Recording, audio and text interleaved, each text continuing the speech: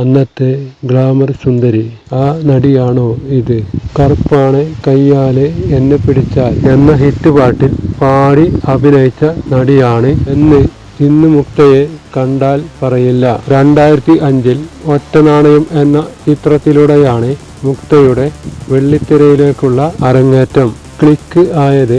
2006 പുറത്തിറങ്ങിയ ലാൽ ജോസിന്റെ അച്ഛനുറങ്ങാത്ത വീട് എന്ന ചിത്രത്തിലൂടെയാണ്. ചെറിയൊരു കള്ളം പറഞ്ഞാണ് അച്ഛനുറങ്ങാത്ത വീട് എന്ന ചിത്രത്തിൽ അഭിനയിച്ചത് എന്ന് മുക്ത പറഞ്ഞിട്ടുണ്ട്. ചെറിയ ക്ലാസ്സിൽ പഠിക്കുന്ന കുട്ടിയായിരുന്നു മുക്ത. അത് പറഞ്ഞാൽ അവസരം നഷ്ടപ്പെടും എന്ന് കരുതി പ്രായം കൂട്ടി പറയുകയായിരുന്നു അത്രേ. അതിനുശേഷം നസ്രാണി, ഐലസ പോലുള്ള ചിത്രങ്ങളിൽ മികച്ച വേഷങ്ങൾ ചെയ്തു. തമിഴകത്തും മുക്തയ്ക്ക് നല്ല സ്വീകരണമാണ് ലഭിച്ചത്. ചെയ്ത സിനിമകളും പാട്ടുകളുമെല്ലാം ശ്രദ്ധിക്കപ്പെട്ടു. അഭിനേത്രി മാത്രമല്ല, നല്ലൊരു ഡാൻസർ കൂടിയാണ് മുക്ത. നിരവധി സ്റ്റേജ് ഷോകളും ചെയ്തിട്ടുണ്ട്. അങ്ങനെ ഒരു സ്റ്റേജ് ഷോയിൽ വെച്ചാണ് റിങ്കു ടോമിയെ പരിചയപ്പെടുന്നത്.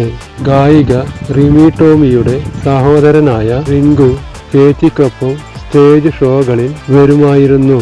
അങ്ങനെ മുക്തയെ കണ്ട് ഇഷ്ടപ്പെട്ടു. ഇപ്പോൾ പെർഫെക്റ്റ് കുടുംബിനിയാണ് മുക്ത. മകൾ കൺമണിയുടെ വളർച്ചയിലൂടെയാണ് സന്തോഷം കണ്ടെത്തുന്നത്. സോഷ്യൽ മീഡിയയിലും ആക്റ്റീവാണ് താരം.